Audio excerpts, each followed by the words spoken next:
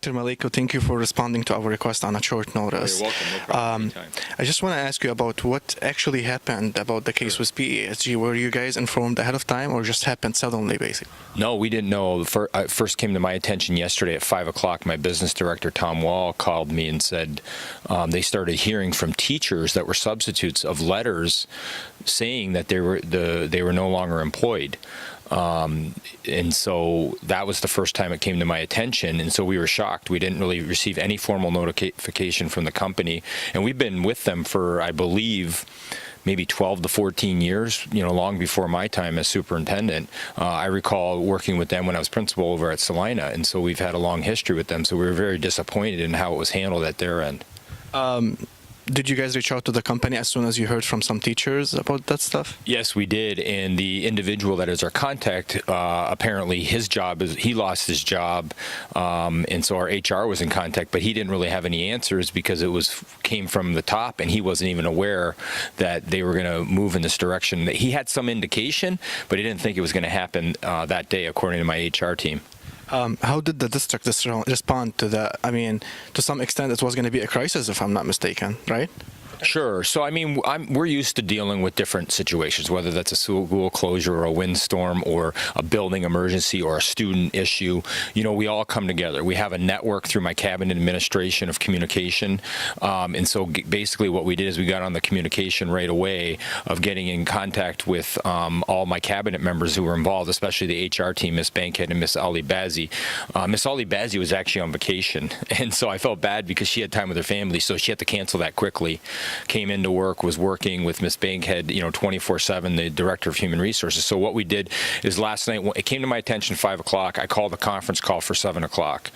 We got on a conference line. I probably had 8 or 9 different members of the team on the conference line that were involved. We conferenced for about an hour and a half.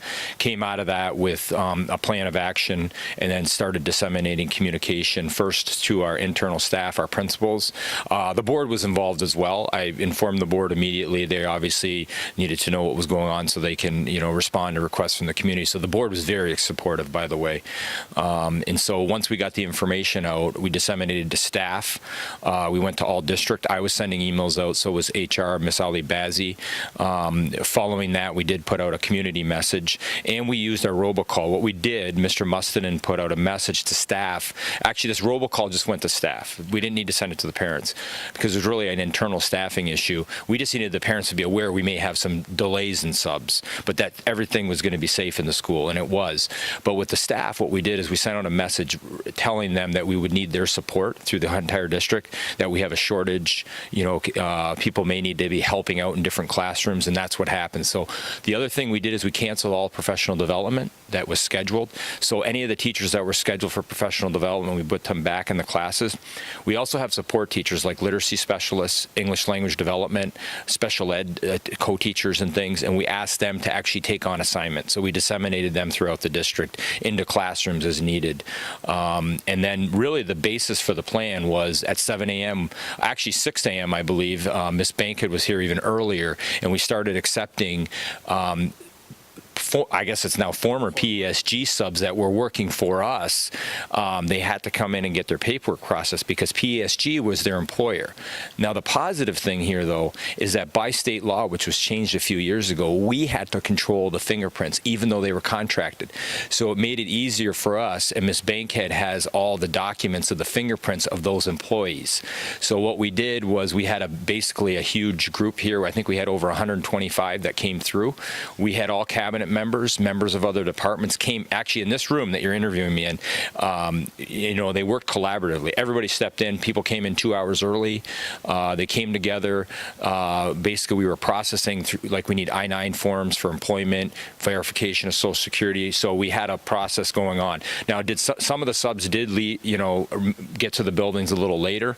I can also tell you the PTA helped out. I talked to Ms. Nafila Hyder from the council, and she sent out messages to the parents to say, could you go to the buildings in the morning in case we need volunteers? So that helped too. So then later in the morning, actually, and then in the afternoon, I went and visited 17 buildings. I was able to get to 17 buildings. And honestly, I gotta tell you something, we have an outstanding staff. Everybody came together. There was no issue whatsoever. Pleasantly surprised, but it just shows you everybody was willing to help out. You know, I will tell you that was led by Human Resources, Miss Ali Bazzi, Miss Bankhead, the executive directors, secretaries were in here. Everybody said, look, we have a potential crisis. We have never dealt with this kind of situation, and really they came together. I put out a letter so the community can read that. It just went out on my blog, and I'm just very proud and thankful to be here in Dearborn schools where people really do say, look, we're in crisis. Let's just help out, and we'll figure things out moving forward. So we now have a plan of action, though. Here's the issue: is this is a short-term fix, so we're okay, but then we're going to have to look at our long-term options, which means, are we going to continue to contract through another provider or continue to employ? There's a lot of disadvantages to having individuals that are own employees. So we have to work through those. There's budget and other issues, and we're going to also explore legal options with PESG because, to be honest, they're in breach of contract. So we're going to explore, and it's not just us. There's other districts across the state. I had a letter that came out from the state MASA executive director of the State Superintendent Association communicating about this issue, and he actually happened to use our letter of communication as an example that other districts could use. So, you know, we're very appreciative of those organizations. They're very helpful. They provide legal and other support. So on the short run, we seem to be good. We're good now. We have some kinks to work out. Thankfully, our automated web system where we call in subs, we control that. It's not through PESG. So it was a partnership with what we call Frontline. So we're working through some of that, and communications are going out from Human Resources to the buildings and the secretaries. The other thing the buildings are doing, the principals of the buildings are doing a fantastic job of making sure they have backup coverage. So even if central office can't send, they have backup plans at the school level. It's a process that we developed several years ago. And so what the secretaries are doing at the school level, I talked to several of them, as I mentioned, I was in 17 buildings, is they're calling and verifying that subs will be in place. HR here is also calling, verifying. So we're doing that. We're not relying on the website because we're not confident in it right now. We need to get that up and moving forward. We're going to be able to use it. But right now we have to verify by phone calls. And that was the way we did it years ago. I started as a sub in 95. There was none of this automated website. It was all, they'd call me in the morning at 5, you go sub over there, you know. Roughly, how many subs did we had from PESG? Miss Bankhead, what is it, 200? Sorry, she's over. Miss Bankhead's over on the other side. Is there about 200 we have employed for PESG? Oh, no, there's more than that. Yeah. Probably 300 to 500. Oh, 300 to 500, but any given day, it may be up to 200 on a day, but 300 to 500. So we were able to get them in, and then some additional subs came in. So, I mean, I hate to say it, but it may have helped us a little bit in recruitment, but not that we wanted to deal with this, but we did have some people that were stepping up. So again, I'm just thankful that everyone stepped up and was willing to help out and come together to support, you know, our students. Because the main thing, yesterday when we were on the conference call, the biggest priority was student safety in the classroom. And so we wanted to make sure we had, adults supervising that were qualified to supervise students. Any final message to the community? Yeah, just we appreciate the patience of the community. And I want to say to the subs, too, they did a great job, really. You know, not only our staff, but the subs that came in and had to go through the processing, they were very pleasant to deal with.